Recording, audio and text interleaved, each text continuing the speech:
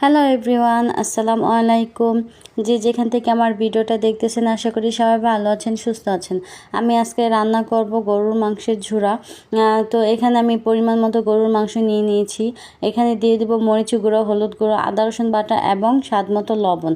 এই মশলাগুলো দিয়ে আমি মাংসটা ভালো করে হাত দিয়ে মাখিয়ে নিব।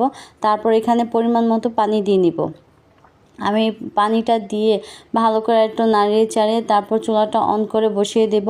মাংসটা আবার ভালোভাবে পুরোপুরি সিদ্ধ করতে হবে। মনে রাখবেন যেন মাংসটা কাঁচা না থাকে বা শক্ত না থাকে, পুরোপুরি মাংসটা যেন সিদ্ধ হয়। তো এই যে আমার প্রায় বলক উঠে গেছে। আর মাংস থেকে আমি কিন্তু সম্পূর্ণ পানিটাই শুকিয়ে ফেলবো। এই যে শুকাতে দিয়ে আমি মোবাইল টিপতে গিয়েছিলাম, যার ফলে যে একটু পোড়া লাগতে নিয়েছিল, আল্লাহ বাঁচাইছে আমার পুরোপুরি পুড়ে নাই। কালা বোনার হাত থেকে রক্ষা করতে পারলাম মাংসগুলোকে।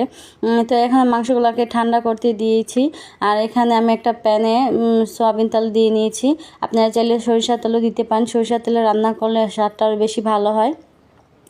এখানে আমি পরিমাণ মতো পেঁয়াজ কুচি দিয়ে ভালো করে পেঁয়াজগুলো ভেজে নেব। পেঁয়াজগুলো পোড়ানো যাবে না, তাহলে কিন্তু মাংসটা খেতে ভালো লাগবে না। সেই জন্য ভালো করে দাঁড়িয়ে থেকে অবশ্যই পেঁয়াজগুলো ভাজবেন। আমার মতো আবার ওই যে রান্না বসে দিয়ে মোবাইল টিপতে গেলে এই যে পোড়া লাগবে। তো এখানে আমি পরিমাণ মতো আদা রসুন বাটা দিয়ে ভালো করে ভেজে নিয়েছি, যেন আদা রসুনের কাঁচা গন্ধটা দূর হয়ে যায়। তো আমি ভালো করে ভেজে নেওয়ার পর এখানে আমি দিয়ে দেবো একটা তেজপাতা আর হচ্ছে গোটা কিছু গরম মশলা। আমি গরম মশলাগুলো ভালো করে একটু ভেজে নেব। তারপর এখানে আমি দিয়ে দেব পরিমাণ মতো, আমি আলাদা করে রেখেছিলাম পরিমাণ মতো হলুদ গুঁড়ো, মরিচের গুঁড়া, গরম মশলার গুঁড়া আর ধনিয়ার গুঁড়া। আমি এগুলো এই যে সবগুলো এখন দিয়ে ভালো করে আমি একটু ভেজে নেব। আর এখানে আমি অল্প একটু পানি দিয়ে ভালো করে মশলাগুলো মিশিয়ে নিব। আমি অল্প পরিমাণে প্রথমে পানি দিয়েছি, পরে আরও পানি দেব। এখানে আমি প্রথম পানি দিয়ে একটু মিশিয়ে নিলাম। আর আমার লবণ দিতে মনে ছিল না, সেই জন্য আমি আবার লবণ দিয়ে নিলাম। আর হ্যাঁ, আমি কিন্তু সিদ্ধ করার সময় লবণ দিয়েছি। তাই এখানে লবণ দেওয়ার ক্ষেত্রে খেয়াল রাখতে হবে যেন এখানে বেশি লবণ না দেওয়া হয় বা বেশি লবণ না হয়, তাহলে কিন্তু খেতে ভালো লাগবে না।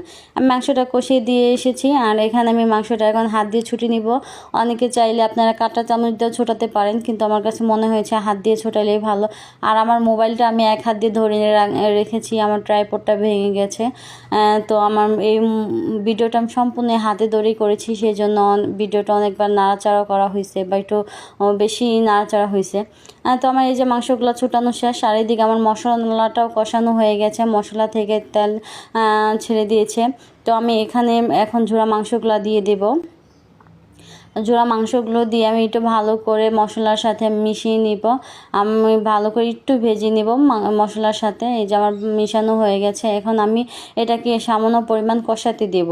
আর এখানে কিন্তু কোনো তেল পানি কোনো কিছুই নেই, সেই জন্য খেয়াল রাখতে হবে যেন পুড়ে না যায়। আর চুলার আঁচটা কিন্তু একদম মানে মিডিয়াম লোতে রাখবেন। তো এই যে আমার প্রায় কষানো হয়ে গেছে। আমি এই যে দেখে দিচ্ছি আমার কষানো হয়ে গেছে, আর নিচে পোড়া কোনো লাগেনি। তো আমি এখানে এখন পরিমাণ মতো পানি দিয়ে নিব। আর হ্যাঁ, আমার মাংসটা কিন্তু একটু শক্ত শক্ত ছিল, সেই জন্য আমি একটু পানির পরিমাণটা বাড়িয়ে দেব। আপনারা সিদ্ধ করার সময় খেয়াল রাখবেন। আসলে আমার মাংসটা পড়ে যেতে নিয়েছিল, সেই জন্য আমি নামিয়ে ফেলেছিলাম। তো আপনারা এই দিকটা খেয়াল রাখবেন, মাংসটা সম্পূর্ণ সিদ্ধ করে নেবেন। আর এখানে আমি এই যে পরিমাণ মতো পানি দিয়ে নিচ্ছি, পরিমাণের থেকে একটু বেশি দিয়ে নিয়েছি যেন আমার মাংসটা প্রপারলি কুক হয়। আর এখানে আমি কিছু কাঁচামরিচ দিয়ে নেব। আমার কেন জানি তরকারিতে কাঁচামরিচ না দিলে আমার ভালো লাগে না তরকারি, সেই জন্য আমার প্রত্যেকটা তরকারিতে আমি কাঁচামরিচ দিই। তো এখানে এই যে আমার পানিটা শুকিয়ে গেছে, এখন এইটা আমি ভালো করে ভেজে নিব। মনে রাখবেন এখানে কিন্তু পোড়ানো যাবে না, আঁচটা মিডিয়াম লোতে রেখে এই আছে আপনাকে পুরো মাংসটা ভাজা ভাজা করতে হবে। এখানে আর পানি টানি কোনো কিছু অ্যাড করা হবে না। এই যে তেলটা ছেড়েছে ওই তেলের মধ্যে এই মাংসটা সম্পূর্ণ ভাজতে হবে। আর হ্যাঁ, আমার ভিডিওটা যদি আপনাদের ভালো লাগে তাহলে অবশ্যই আমার ভিডিওটা শেয়ার করে দিবেন। আর যারা এখনও ফলো করেনি তারা প্লিজ একটু ফলো করে দিবেন। তো এই যে আমার মাংসটা প্রায় ভাজা হয়ে গেছে, আমার রান্না প্রায় কমপ্লিট। এখন আমি এই যে পরিবেশন করে দেখাচ্ছি। মাশাআল্লাহ, আমার মাংস